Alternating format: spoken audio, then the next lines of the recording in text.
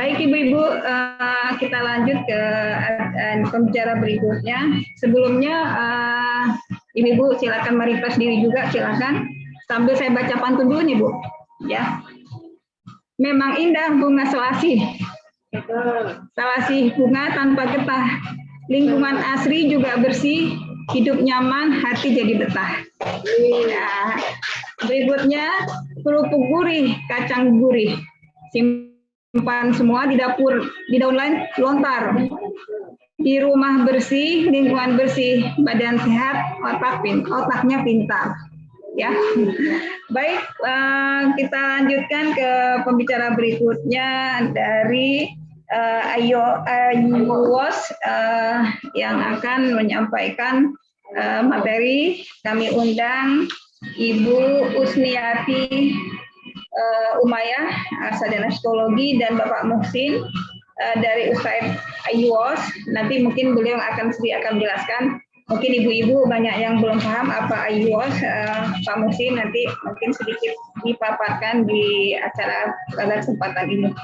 Baik, waktu dan ini kami persilahkan. Sebelumnya saya akan, yang ada di saya datanya Bu Usniati akan saya bacakan CV beliau, ya. Nama Usniati Umayyah, Sarjana Psikologi. Tempat lahir adalah Tangerang, 8 Agustus 1971. Pendidikan Sarjana Psikologi, Unisba, dan alamat Jalan Profesor Dr. Hamka, Gang Caplin, 1, nomor 42B, Kelurahan Larangan Utara, Kecamatan Larangan, Ciledug, Kota Tangerang. Ya. Pekerjaan former USAID IWOS Plus. Ya, baik pada Ibu Usniati dan Bapak Muhsin, kami persilahkan 30 menit untuk menyampaikan paparan. Waktu kami persilahkan.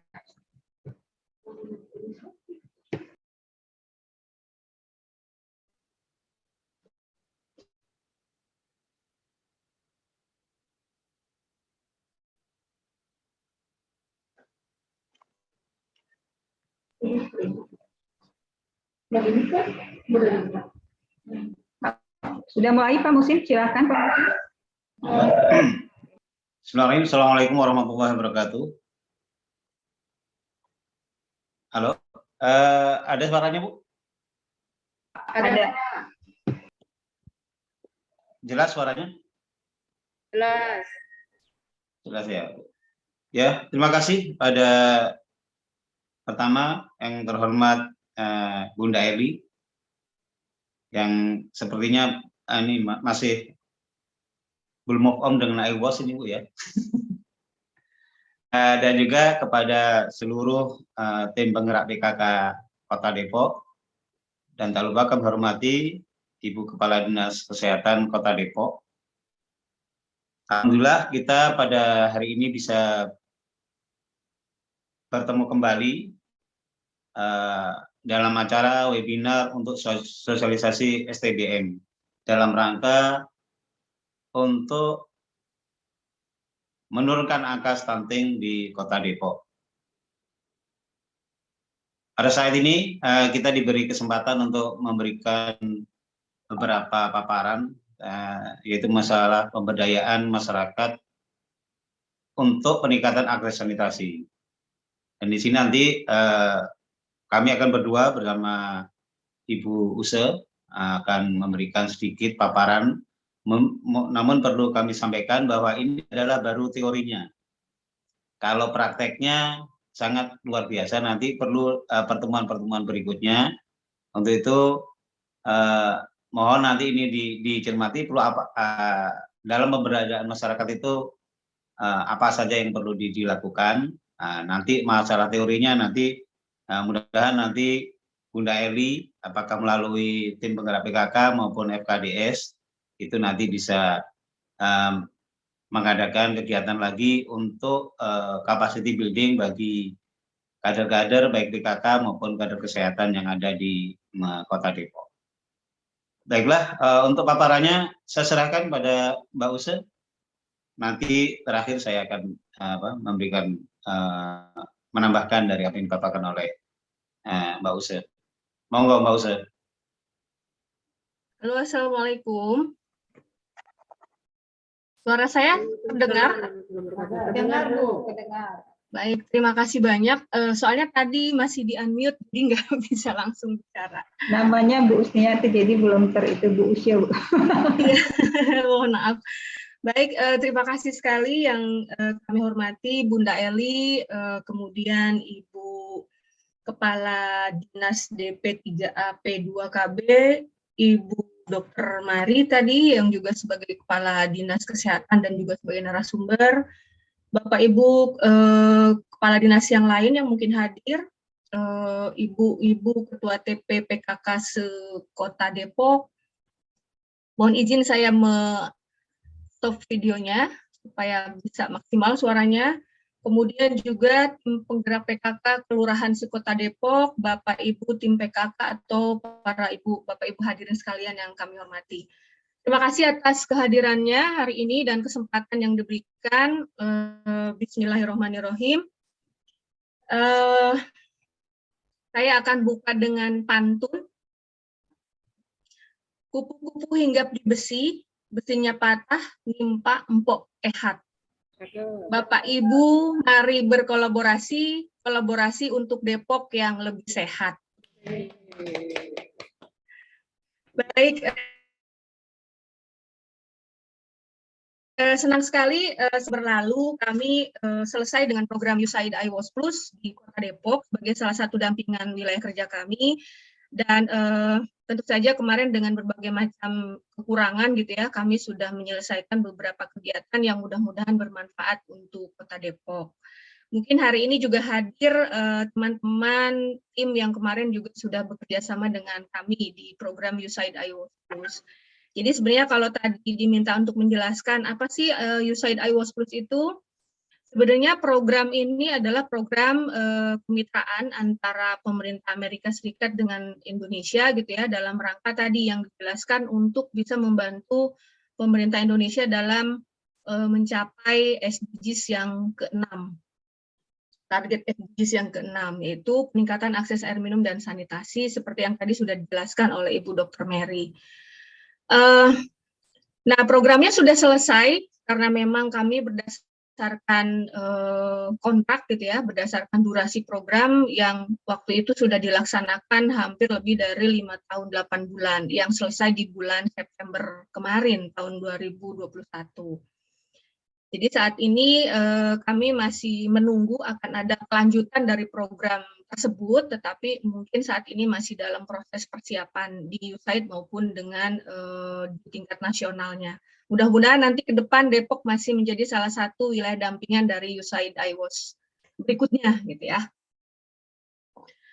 Baik, Bunda Eli, Bapak Ibu mohon izin, kami ingin sharing bahwa hari ini sesuai dengan judul kegiatan gitu ya, sosialisasi STBM, kemudian ini sangat menarik sekali, bergerak bersama The Sunting Menara. Mungkin nanti Bunda Eli akan menyampaikan hal ini lebih lanjut dari Depok untuk Indonesia lebih sehat. Kami dalam kesempatan ini mungkin akan sedikit berbagi tentang bagaimana sih melakukan pemberdayaan masyarakat. Gitu ya. Meskipun tadi Pak Muhsin sudah mengawali bahwa yang kami ceritakan ini mungkin baru sebagian kecil gitu ya, karena waktunya sangat terbatas. Nah, mengapa sih kami mengangkat isu tentang pemberdayaan masyarakat? Tentu saja hal ini dikaitkan dengan isu-isu yang saat ini juga cukup cukup krusial, menjadi isu yang sangat penting gitu ya untuk dibicarakan dan juga bagaimana cara mengatasinya, yaitu terkait dengan stunting. Tadi di dalam pembukaan maupun dari paparan Dr. Mary sudah dijelaskan seperti apa sih sebenarnya kondisi stunting itu gitu ya, bahwa ini terkait dengan adanya gangguan tumbuh kembang anak, yang ini juga tidak hanya terkait dengan fisik, tetapi juga berpengaruh terhadap perkembangan otak anak gitu ya, sehingga ini akan menjadikan ke depan mungkin anak-anak menjadi kurang bisa berkompetisi, berprestasi, dan seterusnya. Sehingga ini harus segera dilakukan penanganan, pencegahan, supaya khususnya di Kota Depok hal ini bisa segera teratasi. Nah, dari berbagai literatur sebenarnya sudah banyak sekali gitu ya yang dilakukan sebagai upaya-upaya pencegahan, baik yang disebut dengan intervensi spesifik maupun intervensi sensitif gitu ya. Tadi juga sudah dijelaskan ada imunisasi, pemberian PMT gitu ya, kemudian pemantauan tumbuh kembang dan lain sebagainya. Nah, kami mungkin akan menggarisbawahi bagaimana sebenarnya upaya untuk mengurangi gangguan secara tidak langsung melalui penyediaan akses air minum dan perbaikan sanitasi, serta bagaimana upaya ini melibatkan masyarakat secara keseluruhan. Lanjut. Nah, tadi juga sudah disampaikan bahwa ternyata derajat kesehatan masyarakat itu yang paling besar dipengaruhi itu oleh lingkungan. Jadi 40% kondisi lingkungan itu mempengaruhi kesehatan masyarakat. Nah, hal ini juga mungkin sejalan bahwa stunting itu sendiri akan mampu atau pencegahan penurunan stunting melalui intervensi sensitif itu bisa berkontribusi lebih besar daripada intervensi yang spesifik. Jadi, nah kontribusi sensitif ini terkait dengan bagaimana penyediaan akses air minum dan sanitasi yang aman. Itu intinya gitu ya. Ini dari banyak literatur juga sudah disampaikan terkait dengan bahwa ketersediaan akses air minum yang aman dan sanitasi yang layak ini merupakan kunci untuk mencegah paparan penyakit yang berbasis lingkungan. Yang ini akan berpengaruh kepada munculnya kejadian stunting. Lanjut. Nah, intervensi sensitif ini dilakukan melalui 5 pilar STBM yang tadi juga sudah disampaikan.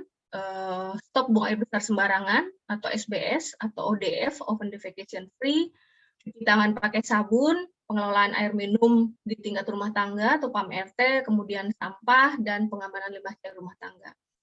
Jadi 5 pilar STBM ini merupakan kunci yang dilakukan sebenarnya mungkin juga tidak hanya di Depok gitu ya, tapi di seluruh wilayah, karena ini juga program nasional gitu ya, bagaimana implementasi dari 5 pilar STBM ini mampu juga mencegah atau menurunkan kejadian stunting di berbagai wilayah.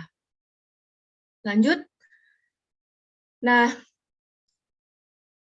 intervensi untuk pengadaan air minum dan sanitasi yang berbasis pada masyarakat ini sebenarnya memiliki konsep bagaimana nanti implementasi dilakukan dengan memberdayakan seluruh masyarakat secara aktif dan mandiri. Nanti di akhir itu kita akan melihat bagaimana sih sebenarnya masyarakat bisa terlibat gitu ya. Siapa saja yang harus terlibat, bagaimana cara melakukannya, meskipun sedikit nanti kita akan bahas. Nah, terkait dengan pemberdayaan masyarakat untuk meningkatkan kualitas kesehatan, ini nanti masyarakat dilibatkan pertama dalam rangka meningkatkan praktik hidup bersih dan sehat di masyarakat. Ini tentu saja sudah ada sekian ribu tim tadi ya, tim penggerak PKK atau tim pendamping keluarga. Tentu saja ini nanti bisa diberdayakan untuk bagaimana ikut serta mempromosikan dalam rangka meningkatkan praktek hidup bersih dan sehat di tengah-tengah masyarakat. Kemudian juga nanti kita bisa bekerja sama untuk meningkatkan jumlah masyarakat yang memiliki akses air minum dan sanitasi yang aman, yang berkelanjutan gitu ya. Tadi di Kelurahan Depok, salah satu lokasi dampingan USAID IWOS di program yang kemarin, ternyata memang itu masih sangat tinggi masyarakat yang belum punya akses sanitasi yang layak.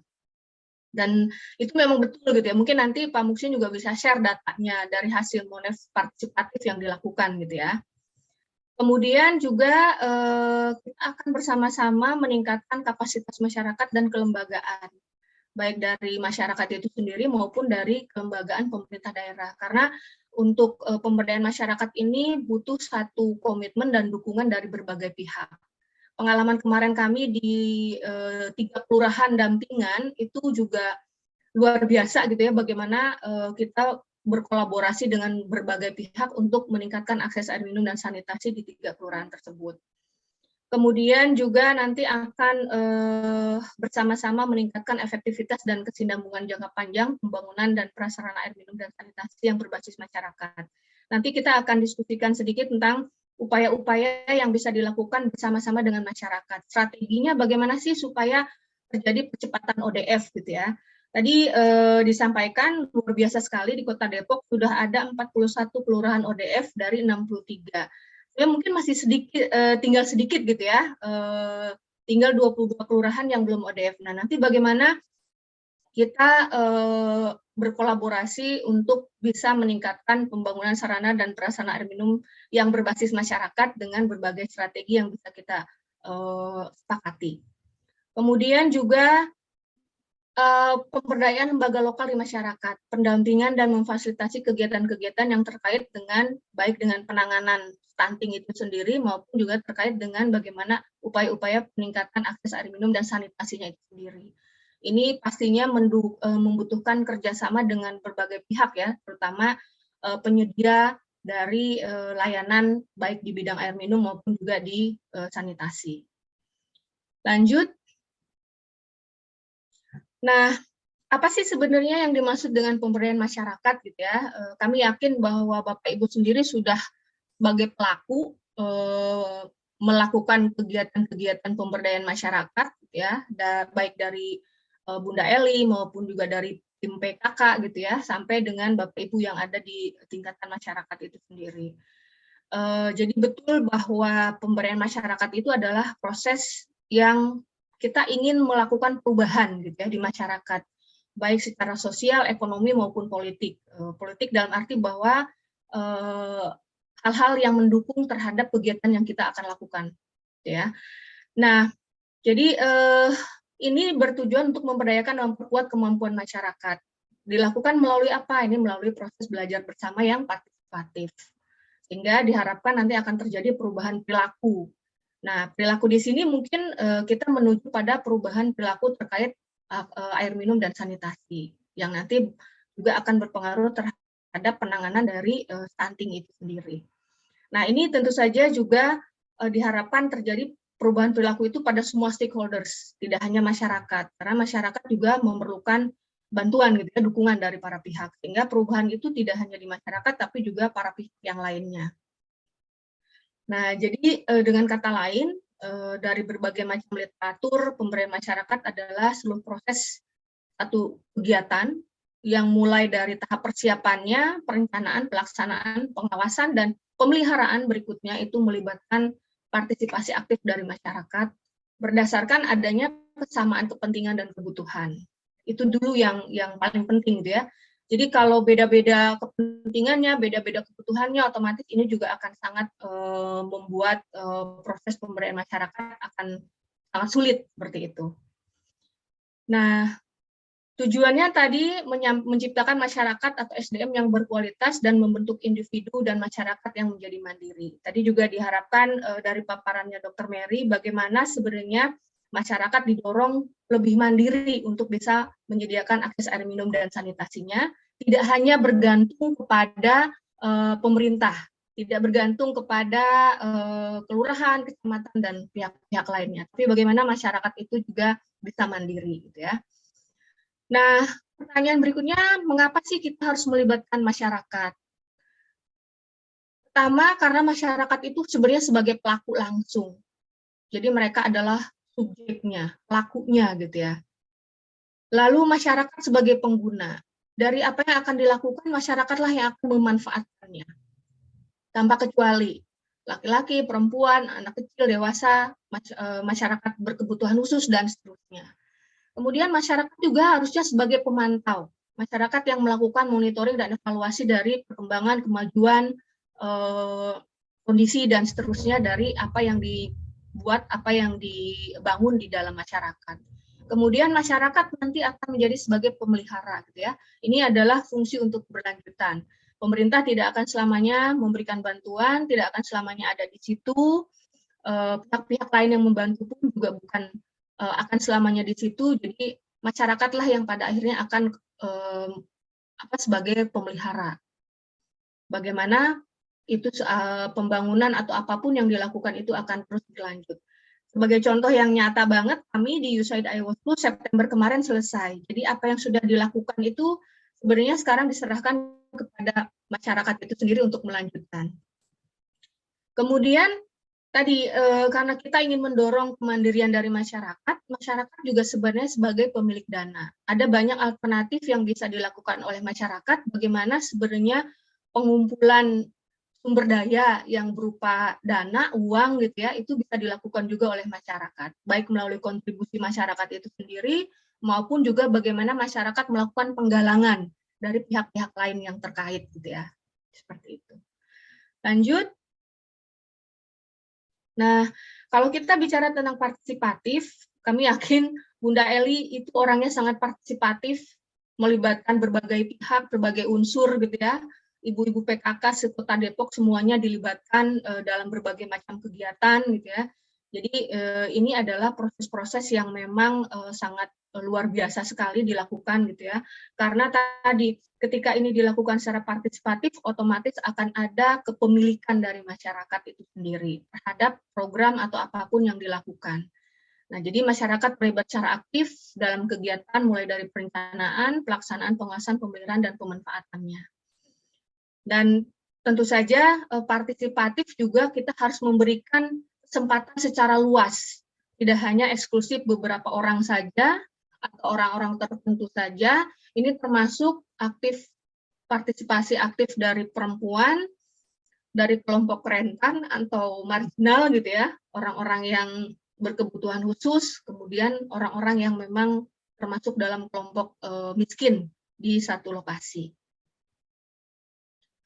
Nah, dari pengalaman kami, tahapan proses pemberdayaan masyarakat itu sebenarnya mungkin ada banyak cara dan banyak strategi gitu ya. Tapi dari pengalaman-pengalaman yang kami lakukan, termasuk yang sudah dilakukan di beberapa wilayah dampingan di Kota Depok, ada 5 kegiatan tahapan dalam rangka pemberdayaan masyarakat.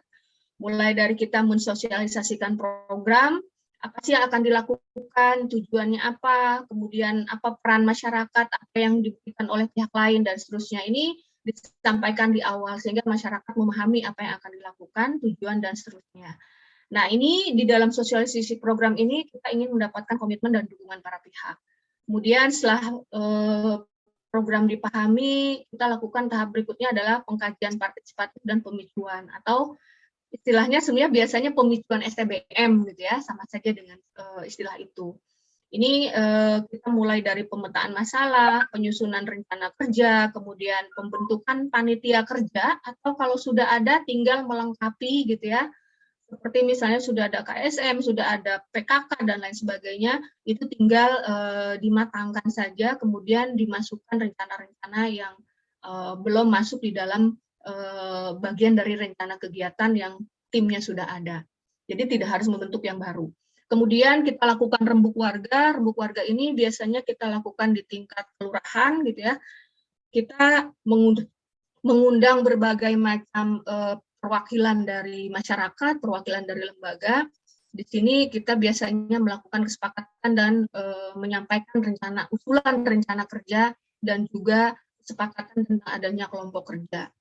Lalu setelah itu ada tahapan pelaksanaan dari rencana kerja. Jadi rencana kerja itu berisi terkait dengan apa saja akan dilakukan untuk mengatasi masalah yang ingin kita atasi. Ya, misalnya stunting, misalnya pengadaan air minum dan sanitasi dan seterusnya.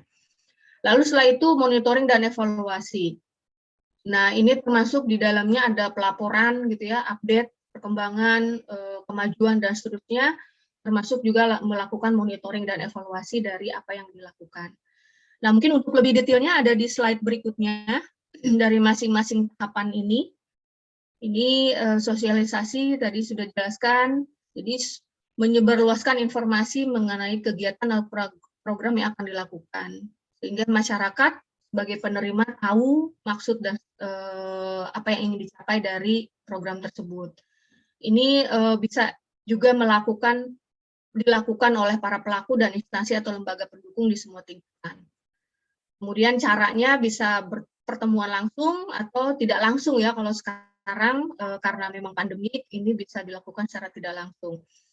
Kalau programnya itu program tingkat kota, berarti kita melibatkan mulai dari tingkat kota, kecamatan, kelurahan, dan seterusnya. Sampai informasi tersebut diterima oleh kelompok-kelompok masyarakat yang menjadi sasaran dari program atau kegiatan tersebut. Kemudian juga bisa melalui menggunakan berbagai macam media informasi, gitu ya. Ini bisa disampaikan oleh tokoh-tokoh masyarakat, oleh media cetak dan elektronik yang ada di lokasi tersebut, gitu ya. juga bisa melalui papan informasi dan lain sebagainya. Lanjut. Nah, pemicuan tadi Dr. Mary sudah menjelaskan, tapi ini biasanya yang kami lakukan di iWatch Plus kemarin. Ini gambarnya juga dari Kota Depok gitu ya, di salah satu kegiatan pemicuan dilakukan oleh Dinas Kesehatan Kota Depok. Ini merupakan kegiatan yang sangat penting karena di sini kita mulai melakukan penggalian informasi, pemetaan kondisi, potensi, dan budaya masyarakat kebiasaan. Apa sih yang menjadi penyebab masyarakat masih BABS gitu ya? Berapa banyak masyarakat yang BABS secara data sekunder misalnya seperti itu. Jadi ini dikumpulkan, diundang masyarakat yang baik sebagai calon sasaran maupun juga tokoh-tokoh yang diharapkan akan memberikan komitmen dan dukungannya. Ini membangun pemahaman dan komitmen tentang kondisi lingkungan, lalu bersama-sama membuat atau menyusun rencana aksi atau RTL kalau biasanya disebut. Nah, kemudian kegiatan ini dari masyarakat untuk masyarakat dan oleh masyarakat juga. Kemudian ini menjadi usulan untuk kegiatan berikutnya, yaitu di kegiatan rembuk warga. Lanjut. Suara saya terdengar? Baik. Baik. Nah, di rembuk warga ini sebenarnya sudah sering juga dilakukan gitu ya. Mungkin istilah saja yang berbeda, tapi ini adalah perkumpulan warga di mana diundang berbagai macam pihak mewakili masyarakat secara langsung gitu ya. Di sini disampaikanlah bagaimana usulan-usulan mulai dari permasalahan yang dihadapi, data-data yang mendukung, kemudian usulan-usulan kegiatan yang akan dilakukan. Nah, di sini diminta feedback, masukan, komentar tambahan gitu ya dari para pihak yang diundang, sehingga usulan rencana kerja yang sudah disusun oleh perwakilan masyarakat atau tim kerja gitu ini menjadi kesepakatan bersama dan menjadi rencana kerja bersama. Untuk itulah kegiatan ini menjadi sangat penting gitu ya, mengundang berbagai macam unsur perwakilan dari masyarakat, dari tokoh-tokoh, dari instansi gitu ya, dari para pihak yang terkait dengan upaya apa yang ingin kita lakukan terkait air minum. Berarti kita juga mengundang perwakilan dari PDAM, kemudian sanitasi, kita mengundang juga perwakilan dari instansi yang menangani sanitasi dan seterusnya. Nah, proses ini dilakukan sangat partisipatif tadi. Ini terbuka, forum terbuka untuk menyampaikan masukan, kemudian komentar, dan lain sebagainya. Lanjut. Nah, pada saat di rembuk warga sudah disepakati usulan rencana kerja yang mau dilakukan, kemudian disusun rencana pelaksanaan dari rencana kerja tersebut. Ini merupakan tahapan pelaksanaan dari rencana kerja yang sudah disepakati. Nah, di dalam kegiatan ini, pengalaman kami kemarin di iWatch, meskipun kegiatan-kegiatan fisik yang dilakukan di lapangan, kami tentu saja tetap mengikut sertakan ibu-ibu gitu ya, kaum perempuan, yang biasanya ibu-ibu ini selama ini pengalaman kami di beberapa lokasi lain itu diasumsikan sebagai hanya penerima pasif gitu ya. Ini kan misalnya masalah fisik, ibu-ibu nggak usah tahu dan seterusnya. Ternyata ketika ada kerusakan dan lain sebagainya, ibu-ibu yang sering di rumah tidak tahu, ini sangat menyulitkan buat ibu-ibu di rumah. Maka dari kegiatan yang iWatch fasilitasi, kegiatan fisik yang dilakukan itu tetap melibatkan perempuan. Tentu saja sesuai dengan kemampuan dari masyarakat itu sendiri, terutama dari kemampuan perempuan sendiri untuk terlibat, gitu ya, seperti itu. Lalu, nah, terkait dengan kegiatan Monep partisipatif, ini yang kami lakukan di pendampingan yang lalu, ini memang tahapannya agak panjang gitu ya, ada 6 tahapan, tetapi ini yang dilakukan. Sebenarnya mungkin sama saja gitu ya, ini juga yang biasa dilakukan oleh Bunda Eli dengan tim PKK gitu ya, dalam melakukan kegiatan. Jadi, ada tahap pertama ini mulai dari penguatan dulu, ada pelatihan, pembekalan gitu ya untuk tim, apa sih yang mau dilakukan, alat apa yang digunakan dan sebagainya. Kita lakukan dulu penguatan untuk mereka, untuk tim yang akan melakukan. Kemudian setelah itu karena ini terkait dengan monitoring dan evaluasi, tentu saja nanti tim tersebut yang sudah dilatih akan turun langsung ke lapangan. Kalau kami menyebutnya monitoring dan evaluasi perilaku rumah tangga, tapi sebenarnya ini pendataan. Kalau terkait air minum, berarti berapa banyak sih masyarakat yang sudah punya akses air minum dan yang belum punya akses air minum. Untuk sanitasi juga sama, untuk stunting juga mungkin sama gitu ya. Berapa banyak sih rumah tangga yang memiliki anak yang stunting seperti itu. Jadi ini adalah tahap kedua, ini adalah pendataannya. Kemudian tadi dari tahap 2 pendataan ini sudah didapatkan data-data, angka-angka, kemudian dari sini menjadi bekal disusunnya rencana kerja masyarakat, upaya-upaya untuk mengatasi dari permasalahan yang berdasarkan data tersebut.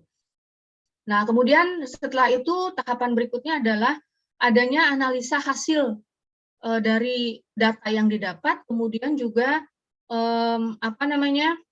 evaluasi terhadap apa yang mau dilakukan. Ini masuk di tahap 4.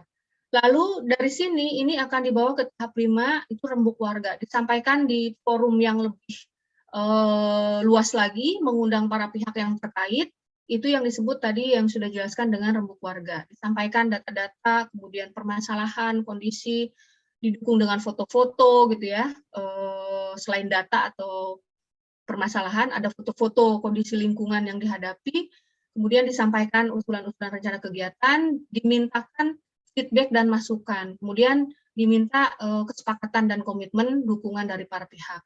Nah, kalau di program kami lalu, di tahap berikutnya masih ada lagi nih pertemuan multi pihak, atau mungkin kalau di pemerintah daerah atau di kota kabupaten yang kami dampingi, ini sebenarnya kegiatan-kegiatan terkait dengan musrenbang. Tahap 5 itu adalah musrembang di tingkat kecamatan kelurahan, yang tahap 6 ini adalah musrembang di tingkat kota. Jadi intinya 2 tahapan ini adalah membawa isu dan permasalahan serta usulan masyarakat yang sudah disusun berdasarkan data yang dihasilkan dari tahap 2, 3, dan tahap 4. Kurang lebih seperti itu. Nah, lanjut. Berikutnya, ini contoh-contoh, tadi kalau bicara soal bagaimana sih sebenarnya mendorong masyarakat supaya mandiri gitu ya. Ini ada beberapa contoh membangun pemberdayaan masyarakat untuk akses air minum dan sanitasi. Mungkin ini nanti juga bisa dilakukan bersama-sama untuk upaya pencegahan stunting juga gitu ya. Nah, pertama adanya pembiayaan LKM. Tadi sudah sangat jelas disampaikan oleh Ibu Dr. Mary bahwa masyarakat tidak bisa menggantungkan sepenuhnya penyediaan akses air minum dan sanitasi serta penanganan stunting itu sendiri kepada pemerintah. Ya, ada banyak keterbatasan dari pemerintah. Bukan pemerintah tidak mau gitu ya, tapi ada banyak keterbatasan karena memang banyak sekali yang diurusi gitu ya. Termasuk juga ketika kita meminta bantuan kepada pihak lain, pasti ada juga keterbatasannya. Nah, di pengalaman iWAS Plus, kami boleh dibilang sukses di beberapa lokasi itu mendorong adanya pembiayaan dari lembaga keuangan mikro atau LKM. Jadi di sini dilakukanlah kredit untuk pemasangan air perpipaan PDAM dan juga pemasangan instalasi dari septic tank yang layak ya. Ini bisa bekerja sama dengan koperasi atau juga BPRS. Nah, Bapak Ibu mungkin nanti bisa searching, silahkan misalnya Bapak Ibu lihat di Google itu ada Koperasi Benteng Mikro Indonesia. Itu di Kabupaten Tangerang. Sepertinya BMI juga atau Benteng Mikro ini juga akan masuk di Kota Depok, tapi saya nggak tahu gitu ya. Dulu sebenarnya di masa iWAS Plus, program iWAS Plus kita sudah merencanakan untuk adanya pembiayaan LKM ini, tapi belum terlaksana dan mudah-mudahan nanti bisa ditindaklanjuti karena kemarin sudah ada koperasi yang juga tertarik sebenarnya, tinggal di follow up lagi. Kemudian selain itu ada subsidi pintar. Ini adalah bagaimana kolaborasi antara pemerintah, dinas terkait air minum sanitasi memberikan hibah, kemudian dikolaborasikan dengan kontribusi masyarakat. Jadi contohnya misalnya ada, mungkin di Kota Depok juga sudah berjalan ya, jadi pemerintah daerah melalui dinas terkait itu memberikan septic tank-nya, kemudian biaya pembangunannya itu ditanggung oleh warganya. Ini kami sebut sebagai subsidi pintar gitu ya, seperti itu. Kemudian ada juga ini agak ke bawah, nggak kurang kelihatan gitu ya, ada gerakan yang dilakukan oleh masyarakat itu sendiri. Ini contohnya misalnya ada geser si jahat, gerakan Rp1.000 siapkan jamban sehat.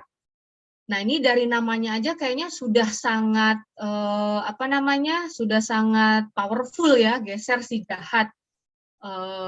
Jadi gerakan Rp1.000 siapkan jamban sehat. Ini dilakukan oleh masyarakat di Kota Bekasi, di mana setiap rumah itu mengumpulkan uang Rp1.000, tapi dilakukan oleh satu kelurahan.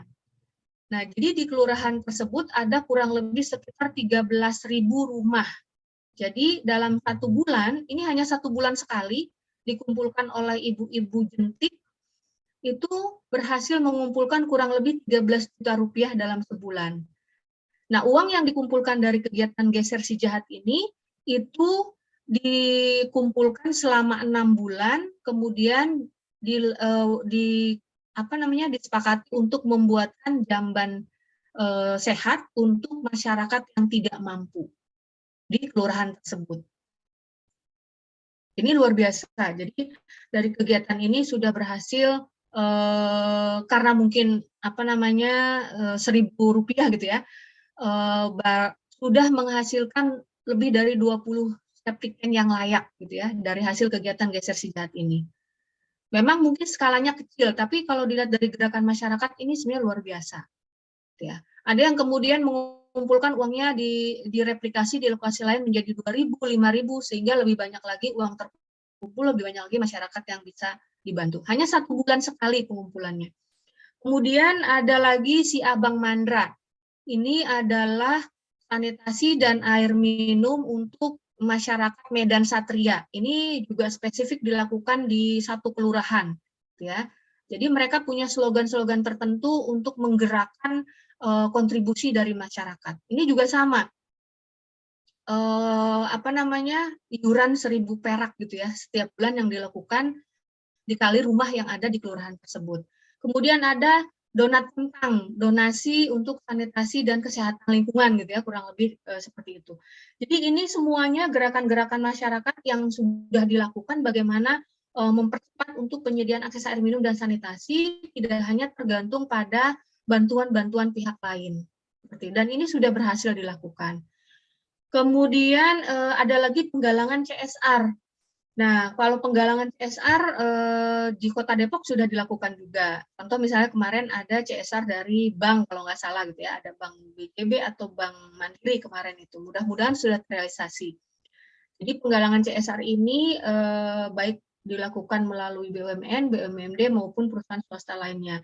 Dari kemarin pengalaman iWatch Plus kami berhasil menggalang memfasilitasi penggalangan CSR bersama-sama dengan masyarakat dari berbagai perusahaan maupun BUMN dan BUMN gitu ya. Dan semuanya dikumpulkan untuk pembangunan peningkatan akses air minum dan sanitasi. Termasuk CSR dari penyedia jasa layanan tersebut, misalnya ada juga CSR dari PDAM langsung gitu ya, ada sambungan instalasi gratis bagi warga dan seterusnya. Nah, mudah-mudahan dari berbagai contoh ini pasti yakin insya Allah bisa dilakukan juga di Kota Depok, di kelurahan-kelurahan, terutama kelurahan yang belum ODF gitu ya, bisa juga mereplikasi atau meniru atau memodifikasi gitu ya, mengembangkan dari contoh-contoh yang sudah dilakukan ini. Intinya balik lagi tadi, harus ada dulu komitmen untuk memberdayakan masyarakat, yang di dalamnya itu ada masyarakat, ada perwakilan dari para pihak terkait gitu ya, unsur-unsur tokoh masyarakat dan seterusnya. Sehingga di situ dibangun komitmen bersama, kemudian disusun rencana-rencana kegiatan yang akan dilakukan, baik untuk mengatasi secara langsung stunting, maupun juga secara tidak langsung, yaitu pengadaan akses air minum dan juga perbaikan sanitasi yang tadi sudah disampaikan ini mempengaruhi atau memberi dampak buruk pada kejadian stunting itu sendiri. Mungkin itu. Selanjutnya Mungkin Pak Muksin mau menambahkan. Terima kasih banyak. Ini slogannya dari ibu-ibu tim 3 kelurahan kemarin. Kita bisa, kudu bisa, insya Allah pasti bisa. Ya, Bu Neti ini yang ini BKK provinsi. Iya. Jika ditemukan balita dengan stunting gizi. Iya. Silahkan saya kembalikan ke Ibu Moderator atau Pak Muksin mau menambahkan. Ya, terima kasih Bu Use. Berikutnya mungkin silakan Pak Muksin jika ingin menambahkan. Kami kasih waktu sekitar 10 menit Pak Muksin. Baik, terima kasih Mbak Use. Dan juga untuk Bu Eli, ini sebenarnya baru pembukaan saja Bu. Jadi nanti lebih jelasnya nanti kalau Bu Eli mau bikin acara baik mau di PKK maupun FKDS, nanti bisa kita tindak lanjuti ya Bu Eli. Karena tadi ada 5 tahapan.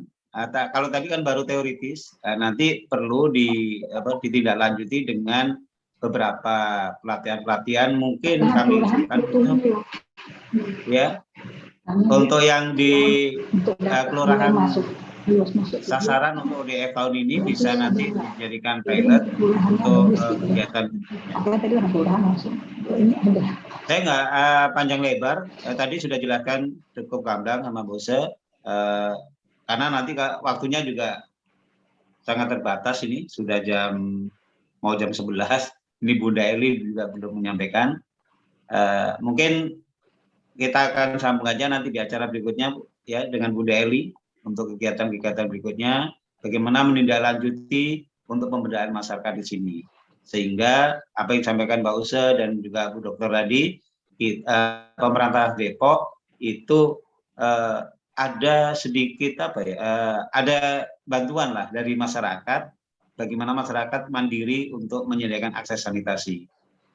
Karena saya paham Depok sangat luar biasa. Saya 5 tahun dengan Kelurahan Depok, itu perkembangan untuk penyediaan akses sanitasi sangat luar biasa. Namun masih banyak yang harus ditangani, tidak hanya sanitasi. Untuk itu, untuk pemberdayaan masyarakat pengadaan sanitasi ini perlu didorong baik oleh PKK maupun kader. Ya, karena PKK ini juga kader sih ya. Jadi harapan kedepannya mudah-mudahan ini bisa ditindaklanjuti untuk pemberdayaan masyarakat, terutama dalam rangka untuk meng-ODF-kan Kota Depok di tahun 2023. Itu saja mungkin, mohon maaf apabila banyak kekurangan. Nanti bisa dilihat nanti ada YouTube itu Geser Si Jahat yang ada di Kota Bekasi.